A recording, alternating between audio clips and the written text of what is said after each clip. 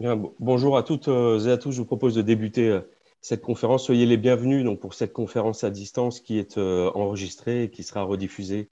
Donc, je vous invite, vous qui allez y assister, à couper votre micro et votre caméra de manière à laisser la part belle à nos intervenants que je vais vous présenter. Je suis ravi de vous accueillir. Je suis Olivier Gibert du département communication du groupe AFNOR. Je salue Françoise Bousquet et Stéphane Joc. Bonjour à tous deux. Bonjour. Vous êtes les co-auteurs du livre La loi ne fait plus le bonheur, publié aux éditions L'Harmattan. Alain Lambert, bonjour. Vous êtes ancien ministre du Budget et c'est le sujet qui nous lie particulièrement aujourd'hui. Vous êtes président du Conseil national des normes. Olivier Perrat, bonjour. Vous êtes directeur général d'AFNOR, l'organisme spécialiste des normes volontaires. Nous sommes ensemble pour 1 heure de conférence qui inclut 30 minutes de questions-réponses que je vous invite à poser au fil de l'eau dans le module chat de ce dispositif. Je relayerai vos questions directement dans la deuxième partie de la conférence. Vous êtes réunis tous aujourd'hui pour apporter votre point de vue constructif sur le débat récurrent sur le trop de normes en France, je mets des guillemets. Monsieur Lambert, on ouvre la discussion avec vous.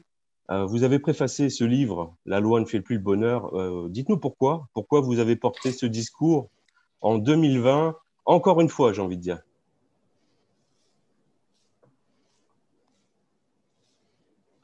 Ah, faut que vous réactiviez votre micro, Monsieur Lambert, on vous entend pas. C'est bon, vous êtes en ligne. Alors donc, ça faisait 10 ans que, président le CNEN, je voyais un certain nombre de normes proposées, pas proposées, imposées par le gouvernement. Je connaissais bien l'existence d'AFNOR, qui, elle, propose, mais c'est à Olivier qu'il reviendra, le soin d'expliquer ce que AFNOR produit. Et la rencontre de Françoise et Stéphane me semblait être, en quelque sorte, une explication de l'évolution que nous devions donner à notre proposition normative. Alors, je vous laisse, si vous voulez, pour permettre à Françoise, à Stéphane et à Olivier d'adresser largement leur message, m'amuser, parce que c'est ma nature un peu, puisque nous avons supprimé la distance avec la visio, eh bien, de supprimer un instant le temps. Alors, je vous demande tous de vous imaginer, il y a 2500 ans, et Aristote, dont vous avez sans doute entendu parler, parce que le destin restera longtemps célèbre, lance une inextricable controverse. Je la résume. La loi doit-elle se limiter à fixer par de grandes vues et par des maximes générales du droit et renvoyer à des pouvoirs réglementaires locaux ou à un processus de normalisation l'édiction de règles du détail de la vie. Point d'interrogation. Ou la loi doit, au contraire, vouloir tout prévoir. Alors aujourd'hui, en cette année, nous arrivons en cette année 2020, donc 2500 ans après, la question reste entière et ne cesse d'être d'actualité. C'est pourquoi j'ai vraiment eu plaisir à accepter la proposition qui m'a été faite par Stéphane et par Françoise de préfacer leur livre La loi ne fait plus le bonheur, car elle jette, à mes yeux, une lumière nouvelle et utile sur cette très irritante question en l'abordant non plus du côté du pouvoir qui édicte les normes, mais enfin du côté de l'usager du droit qui parfois pourrait désespérer de voir, pardonnez-moi l'expression, mais sa maison brûler pendant que des experts discuteraient sur le diamètre des tuyaux pour l'éteindre. Et je force naturellement le trait en prenant cet exemple, mais il est quelque part un peu réel dans la manière dont nous concevons le droit dans notre pays. Ceux qui, comme moi, vivent au cœur du système de production du droit depuis bientôt 30 ans peuvent parfois se demander si la déraison des experts ne retarde pas les solutions raisonnables aux problèmes de notre temps. Et je suis heureux que le groupe AFNOR, et je salue très chaleureusement son directeur général Olivier Perrat, ait bien voulu soutenir l'initiative des auteurs que vous présenterez naturellement plus complètement. J'interviendrai si c'est utile plus tard dans le débat. Je crois utile que nous vous éclairions davantage sur la différence qui peut exister entre la norme obligatoire issue de la loi ou du règlement et la norme volontaire, issue du processus de normalisation de type AFNOR. Voilà, voilà l'introduction que je souhaitais faire et ne pas être plus long. Merci, Monsieur Lambert. Françoise Bousquet et Stéphane Joc, on en vient à vous. Pouvez-vous vous présenter et puis nous dire comment vous avez eu l'idée de coécrire ce livre? À qui est-ce qu'il s'adresse? Bref, dites-nous tout sur ce livre. Stéphane, si tu permets, je vais prendre la parole en premier. Bon, moi, j'ai été tombée dans la marmite de la normalisation, effectivement, très tôt, aussi bien dans ma vie industrielle que ensuite dans ma vie d'enseignante. Lorsque Stéphane m'a demandé, alors je suis retraitée maintenant, et lorsque Stéphane m'a demandé de se joindre à lui pour écrire ce livre, je lui ai dit, mais est-ce que je suis encore dans le coup? Est-ce que je suis encore dans le coup? En fait, je suis obligée de reconnaître que j'ai repris dans ce livre quelques passages de choses que j'ai écrites il y a 40 ans, lorsque j'ai dirigé le département des télécommunications de l'AFNOR, de l'informatique à l'AFNOR. Allez, 30 ans. Voilà. Je vais laisser la parole 2 minutes à Stéphane pour qu'il se présente et puis ensuite je répondrai. Vas-y Stéphane. Eh bien, bonjour à tous. Effectivement, j'ai proposé à Françoise de se joindre à moi pour écrire ce livre. Donc moi, Stéphane, je suis juriste chez Decathlon. J'anime la normalisation aussi, je co-anime la normalisation au sein de Decathlon. Et j'ai eu l'idée de ce livre parce que je me suis rendu compte en pratiquant la normalisation que malheureusement, le sujet demeure inconnu en France, alors qu'il est important, qu'il est stratégique et qu'il est omniprésent. On ne s'en rend pas compte, mais en tant que citoyen, que consommateur, fabricant, distributeur, etc., on est tous totalement entourés de normes, on n'en prend pas conscience et ça commence à nous jouer des tours. Donc il m'a semblé important de lancer cette initiative, d'écrire un livre grand public. C'était un pari un peu fou que j'ai proposé à Françoise, elle a accepté. Alain Lambert, je vous remercie encore à nouveau d'avoir accepté de préfacer ce livre. Et je suis très heureux d'être là devant vous ce soir, enfin ce jour, pour pouvoir vous exposer plus en détail ce livre et quels sont les partis pris que Françoise et moi on a eus et les messages qu'on a voulu faire passer. Oui, Stéphane. Je crois que le titre de notre livre, d'ailleurs, vous dit un petit peu ce qu'on a voulu. La loi ne fait plus le bonheur, mais une nouvelle approche est possible. Et c'est un peu sur ce plan-là que nous avons voulu insister, parce que la normalisation, effectivement, elle est peu connue, elle est entourée d'idées reçues. C'est vrai qu'il y a un désordre sémantique assez sérieux en ce qui concerne effectivement la norme, puisque il y a d'une part les normes qui sont, j'allais dire, du droit pur, et puis des normes qui sont qu'on appelle les normes volontaires et qui sont effectivement le fruit d'un processus de normalisation, norme AFNOR, consensus de toutes les parties. Donc ce ne sont plus des contraintes qui viennent d'en haut, ce sont des textes qui viennent d'un consensus de toutes parties prenantes, ce qui permet leur acceptabilité. Je pense que c'est un mot qui est très important aujourd'hui dans cette crise que nous supportons, où on voit effectivement l'exécutif nous bombarder avec toute une série de choses et qui se préoccupe effectivement de l'acceptabilité des mesures qui seront prises. Et bien si effectivement c'est l'ensemble des parties prenantes qui déterminent les règles à suivre, ça sera plus acceptable évidemment. La normalisation, c'est un outil qui est devenu essentiel, c'est le plus souvent complémentaire d'ailleurs et éventuellement la base de la réglementation. Et ce qui est important aussi à voir, c'est que ça ne nous laisse pas simplement sur un domaine franco-français, mais on est aussi une norme AFNOR et plus souvent une norme internationale ou une norme européenne. Pardon. Est-ce qu'on est perdu? Non, vas-y, continue, François. Voilà. Et donc, je voudrais maintenant que Stéphane vous dise un petit peu pourquoi, en tant qu'élu, vous êtes particulièrement concerné par la problématique qui était expliquée, qui est exposée dans ce livre. Pourquoi, en tant qu'élu, êtes-vous tant concerné par la normalisation?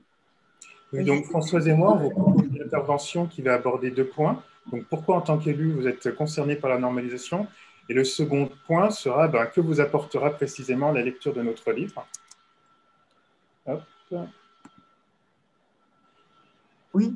Et donc, déjà, pourquoi vous êtes concerné? En fait, l'un des marqueurs importants en tant qu'élu, c'est la responsabilité pénale. Et là, la normalisation est un outil pour un élu local, puisqu'en fait, ça fait maintenant quelques décennies que la responsabilité pénale des élus est de plus en plus mise en cause. L'exemple classique, c'est la responsabilité du maire, notamment parce qu'une cage de foot ou un panier de basket tombe sur un adolescent qui malheureusement décède. Et bien, de plus en plus, on met en jeu la responsabilité de l'élu local. Et là, la normalisation est un soutien. Pourquoi? Parce qu'en fait, la normalisation, lorsque l'élu local se conforme à une norme, ça lui permet en fait de bénéficier d'un référentiel pour démontrer qu'il a mis en place des choses, qu'il n'est pas resté inactif et qu'il s'est imposé un certain niveau d'exigence de sécurité. On a de la jurisprudence où des juges reconnaissent effectivement que l'élu local a mis en place des choses en se conformant à une norme AFNOR, ce qui permet de ne pas être condamné, puisqu'au final, on se rend compte qu'il n'est pas resté inactif. Donc, on a, pour rester sur l'exemple des buts, on a donc différentes normes qui viennent imposer aux fabricants d'un but des exigences spécifiques. Mais on a aussi une norme AFNOR qui vient assurer le contrôle des buts. Donc, qui permet à un élu local, à un maire, à un conseil régional, de garantir que le bus sera suffisamment sécurisé, qu'il ne risque pas de basculer et d'heurter un adolescent. Tout ça, c'est grâce à la norme AFNOR. La norme AFNOR permet d'apporter cette sécurité à l'élu face à sa responsabilité pénale. Alors, tout ça, ça montre bien que non seulement vous êtes concerné, chacun d'entre vous, par le respect des normes qui existent, et ce qui veut dire, bien entendu, que vous les connaissez bien, et vous les connaissez bien. Et là, on a, dans le bouquin, d'ailleurs, dans le livre, on évoquera ce problème-là, c'est que la normalisation n'est pas vraiment enseignée, et que dans beaucoup de cas, effectivement, ni son processus, ni même l'existence de normes au sens consensus volontaire n'est vraiment connu par le public. Et généralement, d'ailleurs, les normes sont plutôt considérées comme des contraintes plutôt que comme des opportunités. Ce qui est vraiment très dommage parce qu'elles peuvent quelquefois être considérées comme justement un outil d'attractivité pour nos industries, pour l'économie de notre territoire. Et c'est important de les connaître et éventuellement d'être à l'initiative de certaines normes, de certains textes réglementaires. Si on peut, enfin pas réglementaires, pardon, volontaires, on peut être à l'origine, ce qui permettra à la fois de promouvoir nos entreprises, nos manières d'être, etc., et éventuellement les transmettre sur le plan européen et sur le plan international. Je pense que Stéphane peut vous donner un exemple qu'on a cité dans le livre d'ailleurs sur les raquettes à neige qui sont effectivement à l'origine d'une initiative française. Ouais. Pour donner un exemple concret de ce qu'un département peut mettre en place pour s'appuyer sur la normalisation pour permettre le développement économique de son territoire et l'attractivité, comme exemple, on peut vous citer les itinéraires de raquettes à neige. Donc là, on a le département de l'Isère qui a pris l'initiative et qui s'est dit comment je vais attirer plus de pratiquants dans mon territoire, comment je vais rendre mon territoire beaucoup plus attractif. Eh bien, je m'approche de l'AFNOR et je crée un référentiel pour permettre de rendre plus qualitatif, plus clair les itinéraires de raquettes à neige.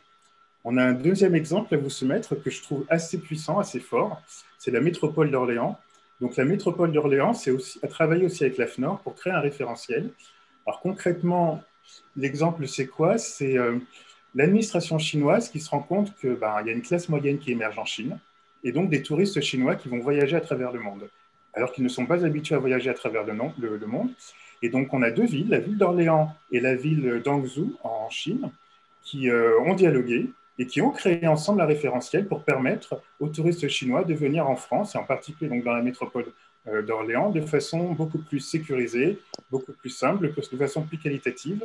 Et donc, ce n'est pas la métropole qui a décidé toute seule le contenu à mettre dans ce référentiel, ce sont les commerçants, les restaurateurs, les hôteliers, qui tous ensemble ont construit ce référentiel, qui du coup va permettre à la métropole d'Orléans d'attirer beaucoup plus facilement des touristes chinois sur son territoire.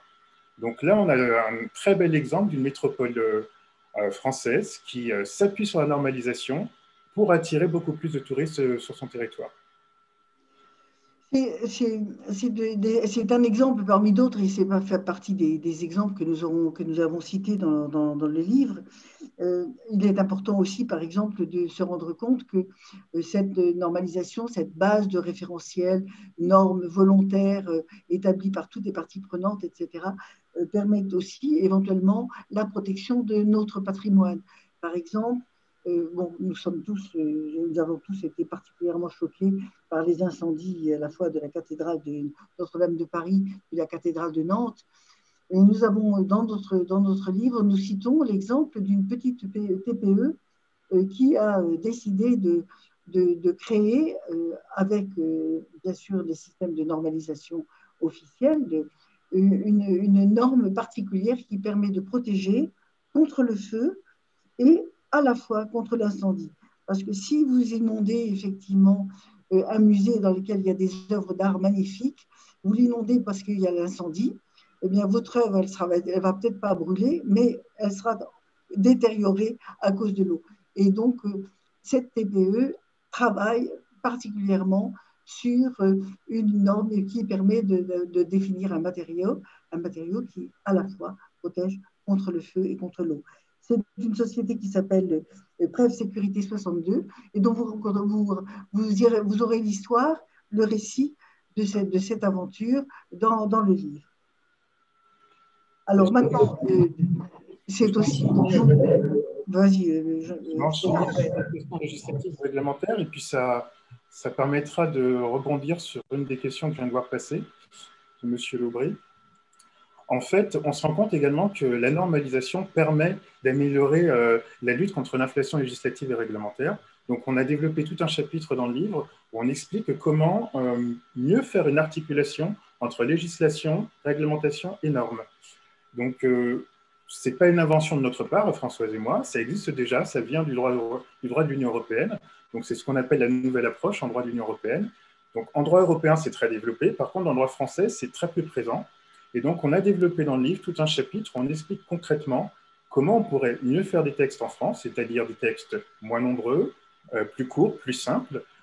Pour revenir à ce que disait tout à l'heure M. Lambert, on pourrait en revenir beaucoup plus à des principes dans la législation et dans la réglementation, puisqu'on s'appuierait sur des normes pour apporter le soutien à cette législation et cette réglementation. Bon, on va revenir dessus juste après.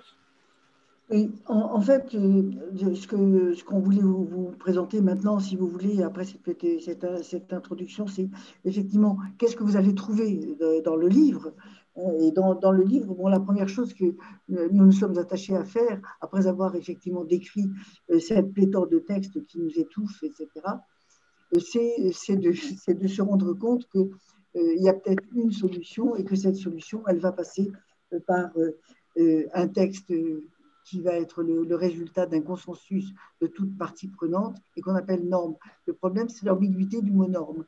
Donc, on passe un bon moment dans le livre pour expliquer, pour essayer de mettre un peu d'ordre dans le désordre sémantique, effectivement. Et le mot norme ou le mot standard, vous voyez, c'est pas, ça fait une ambiguïté très sérieuse sur le plan. En tout cas, en France, le mot norme recouvre beaucoup de choses. C'est pourquoi le plus souvent, nous ajoutons norme AFNOR ou norme volontaire dans les textes que nous avons proposés. Je complète Françoise, en disant que nous, on a voulu à tout prix ne pas faire un livre technique. On a voulu faire un livre grand public. Pourquoi ? Parce que le sujet nous concerne tous. Et malheureusement, le sujet est totalement méconnu. Donc, on a mis en place dans le livre pas mal d'astuces, de mécaniques pour rendre le livre grand public. Donc, le discours est accessible à tous. Il y a beaucoup d'illustrations qui ont été intégrées dans ce livre. On a également inséré 4 histoires vraies, donc sous forme de petites nouvelles, on va dire, insérées dans le livre pour rendre le sujet accessible et concret et illustré. Donc, en fait, on a des chapitres qui portent sur les bienfaits des normes et comment les normes volontaires répondent aux enjeux économiques et sociétaux d'aujourd'hui. Sécurité, qualité, interopérabilité, langage commun, économie d'échelle, etc. Et on a effectivement toujours illustré ça par des exemples et des histoires. On évoque par exemple des choses aussi j'allais dire prosaïques que des siphons culinaires. On a évoqué le cas de l'ouverture du marché pour la métropole d'Orléans, l'interopérabilité dans le commerce international avec effectivement les conteneurs qui vont de dispositifs, etc., du train au bateau, du bateau jusqu'au port, etc. La préparation effectivement de nouvelles technologies avec l'intelligence économique. Donc là, nous avons un chapitre tout entier dont je vous reparlerai tout à l'heure un tout petit peu, qui montre comment la normalisation et surtout le processus de normalisation tel qu'il est peut nous permettre d'être vraiment en pointe au niveau de l'intelligence économique. Dans le livre, on va expliquer effectivement comment fonctionne le processus de normalisation, comment fonctionnent les commissions, comment les parties prenantes se rassemblent, comment les choses évoluent. Mais le chapitre qui est, je crois, le plus important pour ce qui vous concerne ce matin, c'est celui qui est le chapitre sur la nouvelle approche dont vous parlez, Stéphane, il y a un instant. Oui, et d'ailleurs, j'en profite pour rebondir du coup sur une question de M. Blandelet. En fait, oui, le livre, on l'a conçu de façon très globale, pour envisager la normalisation de façon très globale. Donc, il s'adresse à tout le monde, mais il s'adresse aussi en particulier à des juristes, à des gens plus tournés sur l'économie. Et donc, notamment pour les juristes, parce que le sujet de la normalisation n'est pas connu de la plupart des juristes, on développe donc la nouvelle approche dans ce livre. Donc, en quelques mots, ce que c'est que la nouvelle approche, comme je le disais tout à l'heure, ça vient du droit européen, et c'est cette idée d'articulation, où je vais avoir dans des textes législatifs et réglementaires vraiment que les principes, et ensuite dans les normes, je vais avoir le détail technique nécessaire. Cette nouvelle approche, elle existe un petit peu en droit français, mais vraiment de façon très éparse. Il y a quelques textes, je pense aux articles de puériculture, je pense aux escabeaux, aux échelles. Il se trouve qu'on a un décret en France sur les escabeaux, les échelles, les marchepieds. Et ce décret a été conçu dans l'esprit de la nouvelle approche, puisqu'il est complété directement par des normes. Et donc, nous, notre propos dans le livre, c'est d'expliquer de façon très concrète ce que c'est que la nouvelle approche et proposer d'en faire un principe général, c'est-à-dire avoir pour réflexe de légiférer en mettant que les principes dans les lois et les règlements et de renvoyer ensuite vers des normes pour compléter ces textes législatifs et réglementaires. Ce qui est important à savoir surtout, c'est que les normes qui vont être effectivement en appui de ces exigences qui sont listées dans les textes réglementaires, ces normes, elles sont soumises à un processus qui est un processus très précis et surtout un processus de révision tous les 5 ans. Et on ne va pas se retrouver avec des exigences, j'allais dire, qui datent d'il y a 25 ans ou 30 ans quand la technologie n'était pas ce qu'elle est aujourd'hui. Je pense que si on a bien compris que le processus de normalisation a l'avantage extrême d'être soumis à un processus de révision, on comprend pourquoi se référer à des normes, eh bien, ça permet de rester au goût du jour. Et on ne se retrouvera pas avec des textes dont les décrets d'application n'ont pas paru ou dont les décrets d'application ne sont plus applicables parce que la technologie a changé. Et Françoise et moi ne sommes pas les seuls à le dire, puisque le Conseil d'État lui-même s'est emparé de cette question. Donc le Conseil d'État a réfléchi sur cette inflation législative et réglementaire. Et donc dans son étude annuelle de 2013 sur le droit souple, il préconise justement de s'appuyer sur le droit souple et notamment sur la normalisation. C'est une méthode reconnue par le Conseil d'État pour simplifier nos textes, pour avoir moins de textes et avoir des textes plus clairs. Donc j'ai envie de dire que tous les feux sont au vert pour qu'on développe une nouvelle approche à la française. Ce qui manque malheureusement, c'est une méconnaissance, ce dont on souffre malheureusement, c'est une méconnaissance du sujet. Le sujet est peu connu, y compris par nos élus. Alors il y en a peut-être dans l'assistance. S'ils m'entendent, effectivement, malheureusement, nos élus ne connaissent pas suffisamment la nouvelle approche, et alors que tous les feux sont au vert. Un parlementaire pourrait plus facilement réglementer, légiférer de façon plus efficace, de façon plus concrète, de façon plus simple, en s'appuyant sur cette nouvelle approche. Alors, c'est un langage, dans les explications qu'on a données, c'est un langage, je crois on parlait de grand public tout à l'heure, que l'ensemble des lecteurs du livre peut comprendre, même s'ils ne sont pas spécialisés dans le droit. Je pense que on peut vous dire que, par expérience, nos relecteurs ou nos lecteurs qui n'avaient aucune expérience et aucune connaissance ni économique, ni industrielle, etc., ont quand même trouvé le livre tout à fait accessible. Mais là, c'est vraiment un point important. Et ce point de la méconnaissance du sujet, ah oui, qu'est-ce que c'est, etc. On a entendu, vous l'avez vu dans la presse, etc., la France a 400 000 normes. Bien sûr que non, on n'a pas 400 000 normes.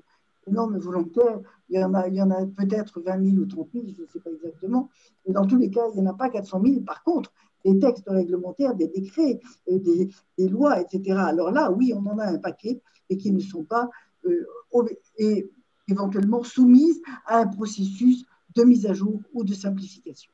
Et ça, c'est ce qui fait effectivement la force de la normalisation.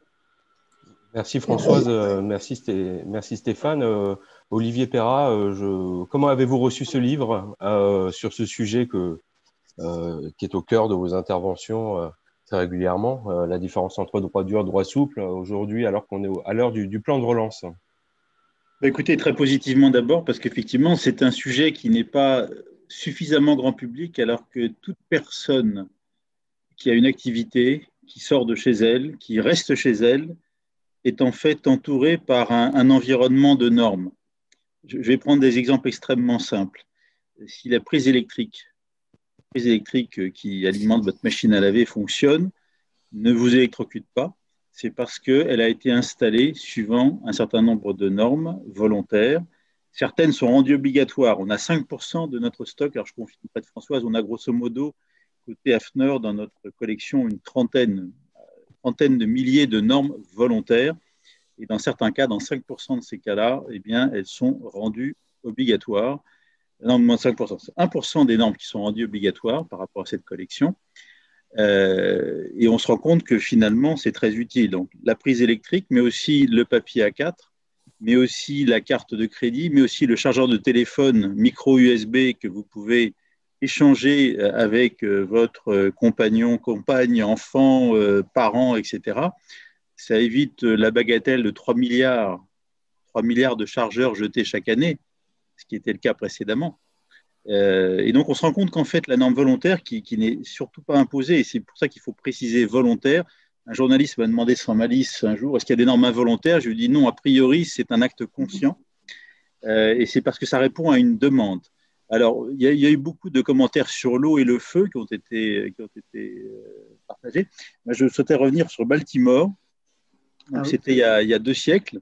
Il y a eu un grand incendie à Baltimore. À l'époque, les baraques étaient en bois et autres. Et donc, eh bien, naturellement, les pompiers se sont relayés, se sont rassemblés autour du grand feu de Baltimore. Problème, les bus à incendie n'étaient pas de la bonne dimension. Alors, un camion de pompiers avec des pompiers qui n'est pas capable de faire couler de l'eau dans la machine à éteindre le feu, ça pose un petit souci. Et donc, il y a une approche venant de la base, et c'est très important, ça a été souligné par Alain Lambert, par Françoise Bousquet et par Stéphane Joc, ça doit venir, je dirais, de la base et du concret, d'un problème qui a été rencontré pour que chacun se dise qu'est-ce que l'on peut faire ensemble. Alors, les exemples que j'ai cités montrent que l'initiative ne vient pas, parce qu'il y avait des parlementaires qui nous écoutaient, je ne dirais pas ça bien sûr, mais ne vient pas d'une loi. La loi, elle est là, à mon sens, pour donner des principes généraux qui doivent être quasiment des principes intemporels. La fierté d'un parlementaire, la fierté d'un ministre, ça devrait être de forger des textes qui, 50 ans plus tard, 100 ans plus tard, font encore actualité. Les chambres de commerce, j'ai travaillé il y a longtemps de ça, c'était en 95, sur la question des textes sur les chambres de commerce. Je suis tombé sur un texte absolument remarquable qui datait de 1892 ou 13 et qui était tellement bien formulé qu'il prenait en compte les aéroports. Là, vous me direz, non, mais vous avez fumé quelque chose, M. Perra. En 1893, il n'y avait pas beaucoup d'aéroports. Non, c'est vrai. Mais la formulation était faite de telle manière qu'on parlait d'équipements collectifs avec un impact local.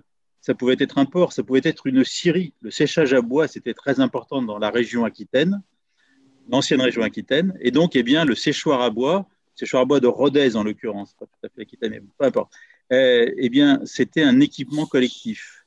Et donc, le texte de loi était si bien formulé, le français était un tout petit peu suranné au niveau de la langue, mais sinon, en termes de formulation, on était en plein dans ce que la nouvelle approche prétend mettre en place, c'est-à-dire des principes généraux suffisamment durables, suffisamment intemporels. Un siècle pour une loi, c'est pas mal quand même, hein. Plutôt que d'avoir des millefeuilles de loi qui ne sont pas mises à jour, etc., etc. Et donc, l'idée qui a été validée au plan européen, et il se trouve que là, j'y étais, en 1984, alors, Alain Lambert a parlé de ce qui s'est passé il y a 2500 ans. Alors, 1984, pour moi, c'était, j'ai lu Orwell, mais en l'occurrence, ce n'est pas ça. C'est que nous nous étrions au plan européen avec d'autres jeunes hauts fonctionnaires de différents pays sur les questions relatives à des produits réglementés, on va dire, des appareils à pression, des équipements de métrologie et autres. Et chacun des pays voulait imposer quelque chose, sa précision, ses modes d'action, etc. Et en fait, on s'est rendu compte que c'était absolument impraticable. Au bout d'1 an et demi, aucun progrès, alors que les problèmes continuaient à subsister, des problèmes qui étaient des problèmes de sécurité, des problèmes d'emploi, des problèmes de circulation des produits. Et donc, c'est là que la nouvelle approche au niveau européen a été conçue. L'idée, c'était que des exigences essentielles, on fait le parallèle avec ma loi de 1893 sur les chambres de commerce, les exigences essentielles étaient définies en termes de performance, du type un appareil à pression doit tenir tant de bars au niveau de l'épreuve. Les bars, ce n'est pas ce qui se ferme en ce moment, hein. Les bars, c'est les pressions. Enfin, même si la pression est le bar, bon, etc. On va rester sérieux. Mais donc, les appareils à pression doivent tenir un certain nombre de bars. On peut traduire ça en Pascal par mètre carré. Les équipements de métrologie et d'essai doivent respecter un certain nombre d'exigences de répétabilité et ainsi de suite. Et après, et là c'est ce que les Anglais appelleraient the beauty of the new approach, la beauté de la nouvelle approche, c'est de dire, et on renvoie au jeu des normes volontaires le soin de préciser des solutions, non pas la solution, et ça c'est très important. L'exigence essentielle, elle vous donne la philosophie. Un produit qui est implanté dans le corps doit être biocompatible. Qu'est-ce que c'est que la biocompatibilité? On renvoie aux experts. Un produit qu'on va implanter dans le corps doit être compatible au niveau électromagnétique, etc., etc. Qu'est-ce que ça veut dire? Renvoie là encore aux experts. Et comme l'a expliqué Françoise Bousquet, l'intérêt de la norme volontaire, c'est qu'elle définit l'état de l'art en disant à l'instant T, voilà la meilleure manière humaine connue de résoudre un problème technique. Ce qui fait qu'avec cette politique de mise à jour régulière, quinquennale, eh bien, nous sommes toujours, puisqu'on a toujours un stop, encore ou mieux, qui est posé tous les 5 ans, je schématise, hein, mais c'est vraiment la philosophie, ce qui fait que notre noria de 30 000 normes, elle passe régulièrement à la machine à laver. Et donc, alors on a abandonné il y a 15 ou 20 ans, parce que c'était la fin, on a abandonné des normes qui étaient utilisées pour les locomotives à vapeur. Mais il y avait encore quelques locomotives à vapeur. Et il y avait donc des personnes qui avaient besoin de savoir comment une locomotive à vapeur fonctionnait. Donc, on a maintenu aussi longtemps que nécessaire ces normes-là. Mais sinon, elles sont mises à jour parce que la technologie évolue, parce que le progrès évolue. On le voit bien, malheureusement, dans les temps que nous avons aujourd'hui. La connaissance sur le Covid évolue.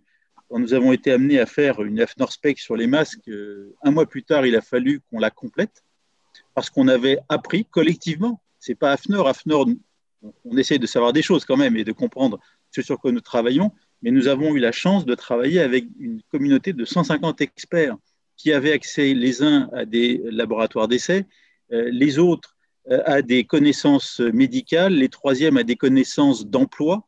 Quand des sapeurs-pompiers vous disent « oui, mais moi, dans une intervention, j'ai besoin d'un masque qui ?» Eh bien, ça, c'est quelque chose d'absolument irremplaçable. Est-ce qu'il y a beaucoup de sapeurs-pompiers qui sont élus au niveau de l'Assemblée nationale? Je ne sais pas, je n'ai pas les statistiques, mais l'intérêt et la beauté à nouveau de la force de la norme volontaire, c'est de dire on laisse aux élus de la République le soin de définir des exigences essentielles, très durables, comme ma loi de 1893. C'est ce qu'on fait au niveau européen avec donc, les pays qui sont encore dans l'Europe, et on sait le faire. Ce sont des lois nouvelle approche, ce sont des règlements nouvelle approche, ce sont des directives nouvelle approche. il y a eu un rapport, effectivement, comme l'a cité Stéphane Joc, du Conseil d'État en 2013 sur le droit souple. Il faut savoir que le Conseil d'État n'a pas toujours aimé le droit souple. Au début, il parlait de droit gazeux. Alors, le droit gazeux, ce n'est pas très, très laudatif. Puis il s'est rendu compte, et je me souviens, j'ai été raccompagné aux grilles du Conseil d'État par le conseiller d'État en question qui avait trouvé passionnant, alors c'est son avis, je ne sais pas si c'était vrai, mais qui avait trouvé passionnant notre entretien en disant mais c'est passionnant votre truc. J'ai été très heureux de travailler sur un truc et la conclusion, ça a été la force du droit souple, c'est son effectivité. Parce qu'effectivement, la co-construction par des producteurs, des sachants, des utilisateurs, des assureurs, des prescripteurs, des gens qui sont confrontés à des situations extrêmement variées, eh bien, ça donne une valeur extrêmement forte à la norme volontaire. Et quand je dis les normes volontaires proposent des sentiers battus, sur des sentiers battus, vous n'êtes jamais prisonnier de quoi que ce soit. Vous êtes libre de vous en écarter. Mais vous êtes sûr d'une chose, c'est que quand vous êtes sur un sentier battu, vous ne risquez pas de vous perdre. Vous pouvez rencontrer des gens, vous pouvez faire des rencontres utiles, savoir que vous allez ensemble dans la même direction, que vous n'allez pas pouvoir vous perdre, que vous allez peut-être partager des vivres, peut-être que vous allez partager aussi une carte ou une boussole ou quoi que ce soit. Et donc, ça permet collectivement à l'humanité de progresser. Et comme ça a été dit, et puis je vais me taire momentanément, ce n'est pas seulement au niveau français. Maintenant, aujourd'hui, 90% des normes volontaires sur lesquelles nous travaillons sont d'essence européenne ou internationale. Donc, si des élus français m'écoutaient, pour éviter la surtransposition, c'est très simple. Il faut fixer des exigences essentielles qui soient normales, compatibles, entendables, et se reposer sur des normes françaises qui, pour l'essentiel, reposent sur des normes européennes ou internationales. Et on est certain, d'une part, que l'on traite des problèmes vraiment proches des soucis de nos concitoyens, et d'autre part, que l'on ne crée pas, je dirais, de désavantages, de surpoids au niveau de la course. Et là, je salue M. Lambert et feu M. Boulard pour les rapports qu'ils ont produits sur le sujet, où on se demande à un moment donné si on a raison gardée, parce qu'on va surstipuler au niveau de normes qui sont des normes cette fois réglementaires ou législatives, alors qu'à mon sens, la loi ne doit pas être bavarde, elle doit être au contraire extrêmement concise, durable, la loi de 1893, et puis faire confiance aux acteurs qui ont un intérêt objectif à ce que ça marche bien, qui le font avec une démonstration qui existe quand même presque depuis un siècle. Donc on sait traiter ces questions-là, et ça nous permet, ce sera ma conclusion, sur des sujets aussi importants que l'économie circulaire. L'économie circulaire avec des ressources qui s'épuisent. Quand on voit qu'au niveau, on dit l'électrification, les véhicules, c'est très important. D'accord, mais moi je dis nickel, je dis lithium, je dis cobalt. Comment est-ce qu'on va s'assurer que sur ces trois matières-là, nous serons capables de recycler le moment venu ces matériaux, sauf si un astéroïde gigantesque tombe sur la Terre, mais à ce moment-là, il y aura peut-être des effets fâcheux, et je ne pense pas qu'on va aller les exploiter sur Mars très rapidement. Donc ça veut dire qu'il faut qu'on fasse le meilleur emploi de ces ressources rares, et là encore, l'économie circulaire sur laquelle il y a des normes volontaires permet de se préparer pour qu'ensemble, on travaille plus efficacement par rapport à un enjeu collectif. Donc à nouveau, je remercie vraiment sincèrement Françoise et Stéphane pour cette initiative tout à fait bienvenue à laquelle nous nous associons et que nous promouvons très sincèrement. Ma modeste présence ce matin en témoigne. Et puis, je remercie aussi Alain Lambert, qui est un compagnon de route. Nous sommes sur le sentier battu depuis longtemps déjà, parce que je pense qu'effectivement, aujourd'hui, quand on parle de confinement, quand on parle de stratégie locale, eh bien, je crois qu'on est en face d'une véritable situation, une véritable peut-être opportunité. Voyons le bon côté des choses dans la crise, en se disant que des principes généraux soient définis au niveau central paraît tout à fait normal. On est en train de faire ça au niveau européen, mais avec un pouvoir d'adaptation, un pouvoir de localisation pour dire oui, mais concrètement, quand on a la balle au pied, on fait quoi? Et ça, c'est quelque chose qui se décide peut-être au niveau de la mairie ou au niveau de la région ou au niveau du département. Faire confiance aux acteurs, ils sont raisonnables, ils sont responsables, ce ne sont pas des têtes brûlées. Et les normes volontaires ont une vocation, j'espère, c'est de proposer des bonnes lignes qui sont à la disposition de chacun, pour autant que chacun veuille et puisse se les approprier. Merci Olivier. Si vous en êtes tous d'accord, je vais vous reléguer les questions qui nous ont été posées au fil de la discussion.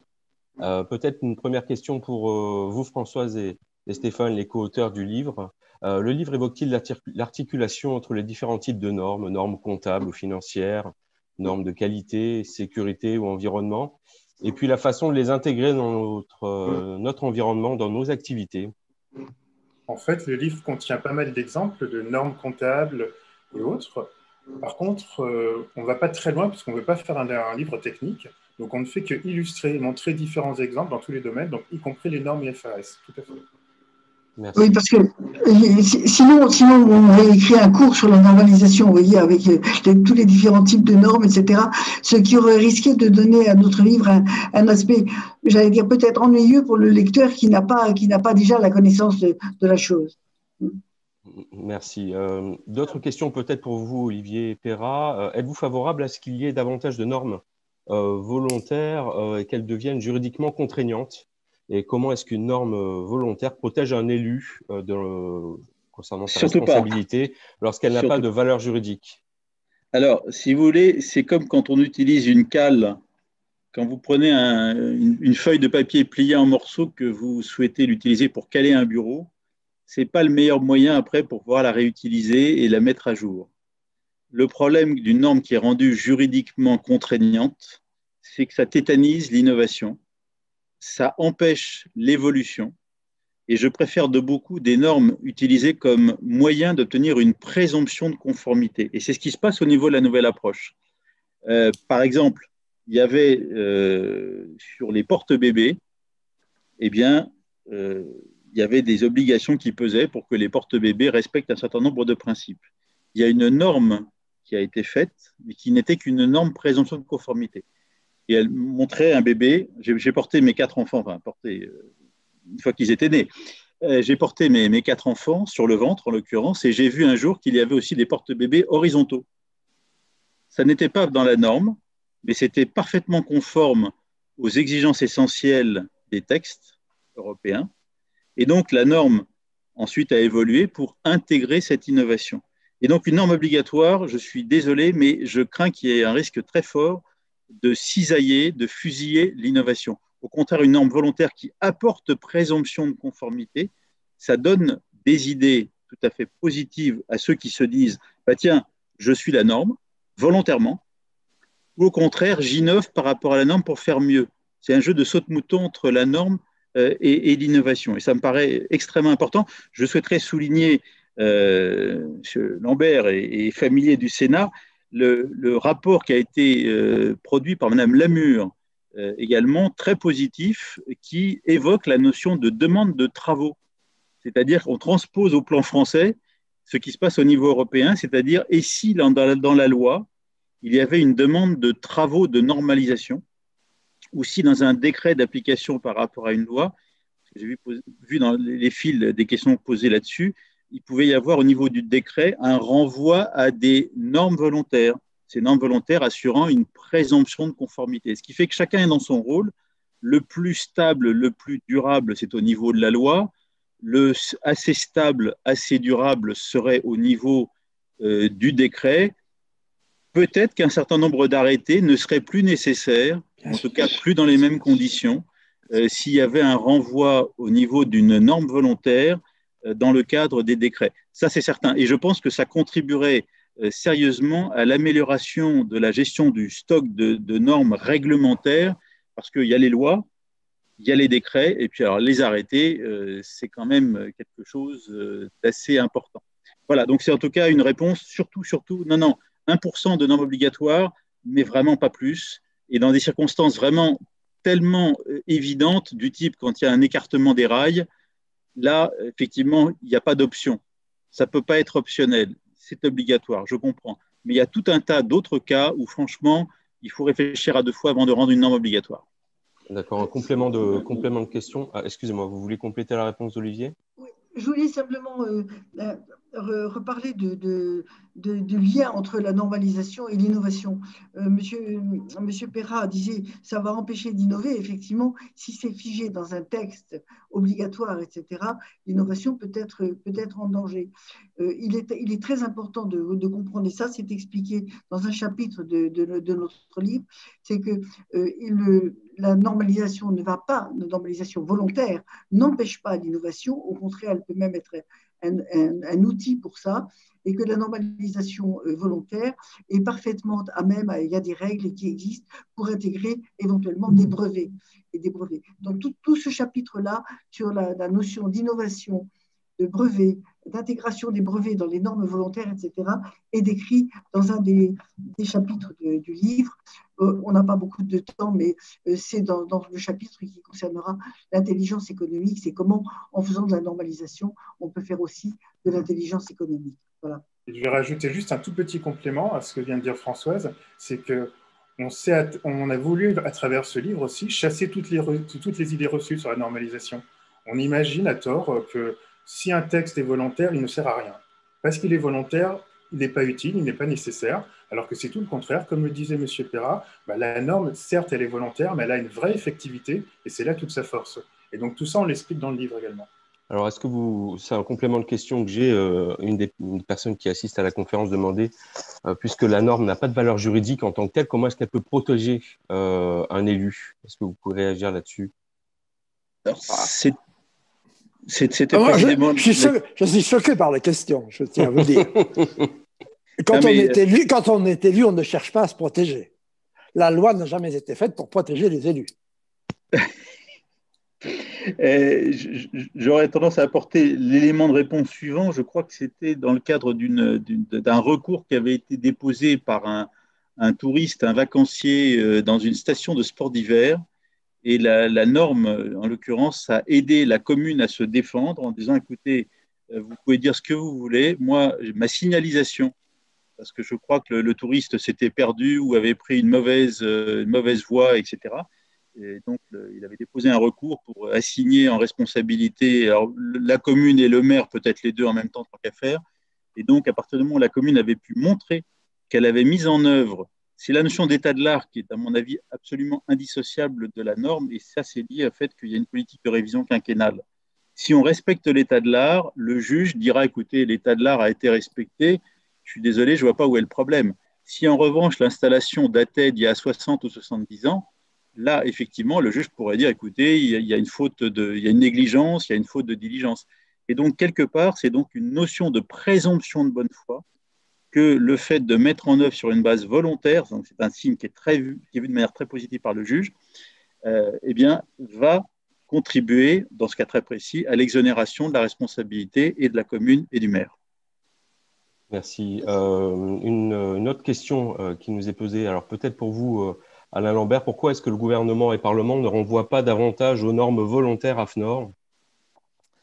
Pardonnez-moi de ne pas avoir pu retenir mon irritation à propos de la protection des élus, parce que précisément en adoptant des textes par eux-mêmes et pour eux-mêmes, ils affaiblissent leur défense. Et je suis beaucoup plus convaincu par ce qu'a dit tout à l'heure Olivier Perra, c'est que si par une norme volontaire, on démontre que l'état de l'art a été respecté, c'est beaucoup plus convaincant pour un juge au pénal que d'avoir une loi protectrice des élus. Je suis vraiment désolé de le dire. Alors, on ne peut pas complètement passer sous silence l'importance que le livre peut avoir comme interpellation au gouvernement et au Parlement. Parce que nous sommes en France un système étatique qui tire son existence du droit, le droit qui a institué l'État d'ailleurs, et dont il tire sa légitimité, et dont il se sert pour résoudre un peu ces crises existentielles, parce qu'il fait des lois de communication qui n'ont aucune portée normative. Donc, le droit doit revenir à ce qui a été dit par les auteurs et par Olivier Perra. C'est-à-dire, il a été institué pour circonscrire un but, pour évaluer un résultat, pour autoriser des moyens appropriés et adaptés, et surtout sans les décrire par une infinité de détails, puisque par nature, ils vont beaucoup être modifiés. Et tout à l'heure, Olivier Perra a bien fait de saluer un texte de la période 1800 et quelques, parce que c'était une époque où on savait mieux écrire le droit. Alors, le droit intelligent, je l'appelle comme ça, doit s'instaurer pour mieux articuler les normes juridiques et les normes techniques. C'est nécessaire que gouvernement et Parlement s'en rendent compte, parce que la régulation par la loi et la régulation par le décret ne marchent pas. Les grandes lois qui crée des orientations très claires qui renvoient au règlement ou qui renvoient à la normalisation volontaire, ce droit-là est efficace. En conséquence, je crois que les parlementaires qui nous écoutent, voire les fonctionnaires, les hauts fonctionnaires qui écrivent le droit, ils doivent absolument plus utiliser la normalisation de type AFNOR, qui est une norme moi, que je trouve aussi parfois de recommandation, de guide de bonne pratique, qui au fond recouvre ce qu'on appelle plus généralement le droit souple et qui est absolument nécessaire pour la modernisation du droit. Mais tout à l'heure, Stéphane disait que la nouvelle approche était connue par le gouvernement et le Parlement. Elle est connue, mais elle n'est pas utilisée pour l'instant. Parce que le système centralisateur historique de la France ne conduit pas très naturellement à le faire.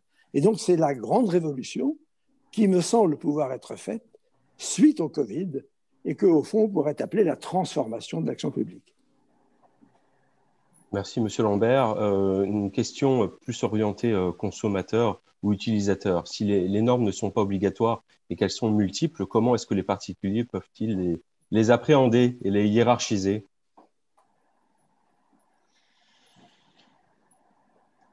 Je vais peut-être prendre la main là-dessus et puis les autres intervenants pourront certainement compléter. D'abord, je vais prendre, je ne sais pas si tout le monde peut le voir. On le voit bien.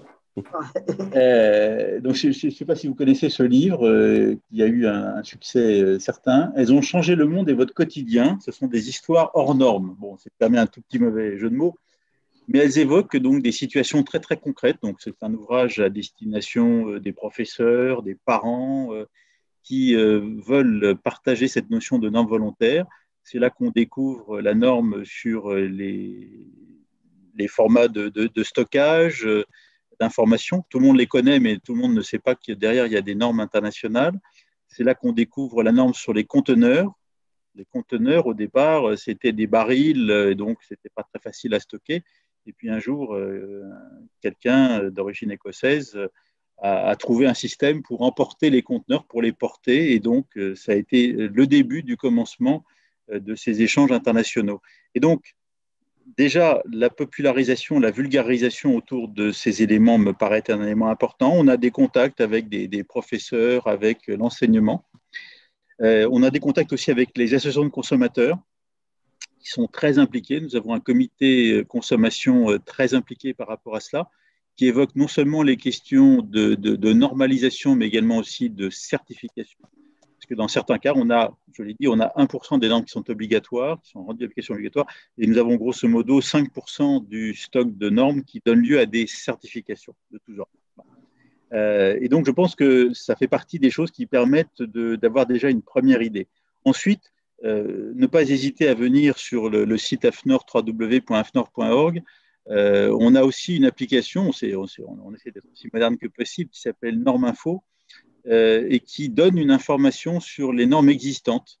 Et on voit si ce sont des normes européennes, internationales ou françaises, et ça permet éventuellement d'avoir accès à des informations pour se dire, tiens, il y a quelque chose qui fait que si quelque part une revendication sur un produit, alors la revendication sur un produit, ça peut être sous la forme de conforme à la norme NF, etc., ici YZ, ou conforme à la norme NF-EN, ça veut dire européen, ou conforme à la norme NF-EN ISO, donc là c'est une norme internationale, reprise au plan européen, reprise donc de ce fait au plan français.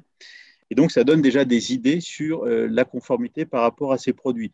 Et c'est vrai que personnellement, en tant que monsieur et madame tout le monde, eh bien, je regarde quand j'achète des produits, quand mon épouse achète des produits, nous regardons s'il y a des conformités par rapport à des normes, de manière à se dire c'est un produit sûr, c'est un produit sain, c'est un produit compatible, c'est un produit qui me permettra éventuellement, et on travaille, ça fait partie aussi peut-être de la prochaine génération de normes, sur des questions de durabilité, de réparabilité et de recyclabilité. Parce que je pense, la crise, il faut toujours avoir le bon côté des choses. Les Anglais disent « You must see the silver lining of the cloud ». Il faut voir le bon côté des choses, il faut voir la partie argentée autour du… Eh bien, je pense que cette crise fait ressortir le besoin qu'il y a. En tout cas, c'est un besoin que je perçois.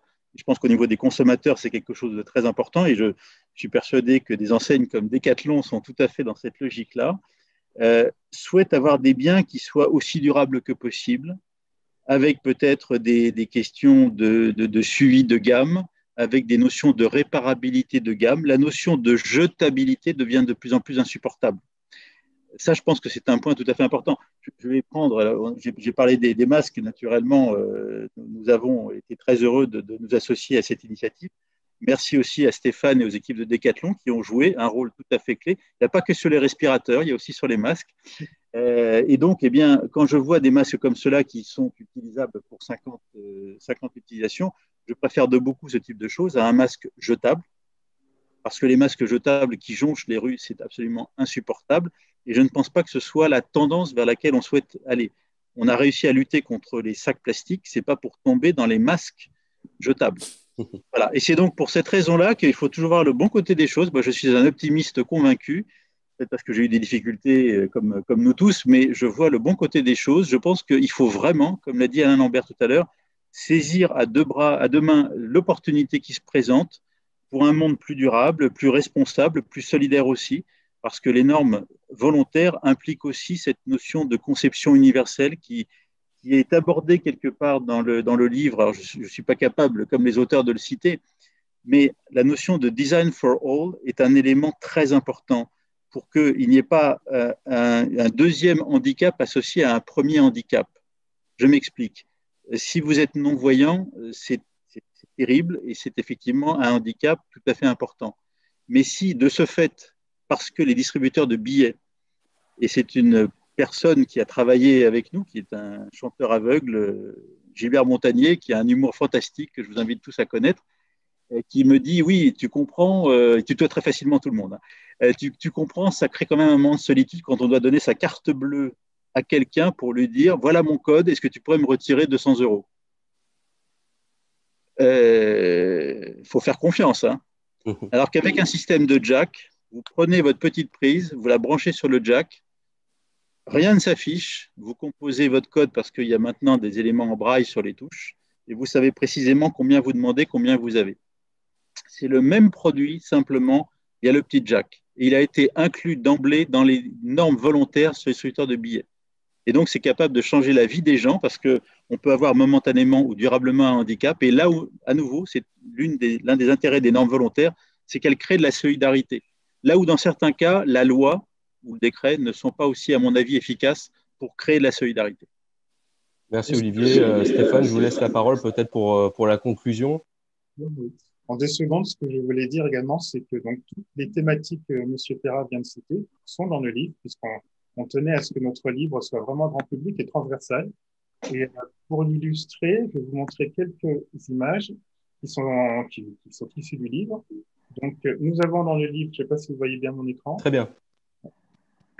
Donc, nous avons dans le livre une image pour représenter l'inflation législative réglementaire, donc avec la Marianne. Donc, toutes les illustrations ont été faites par Fanny Giacomini.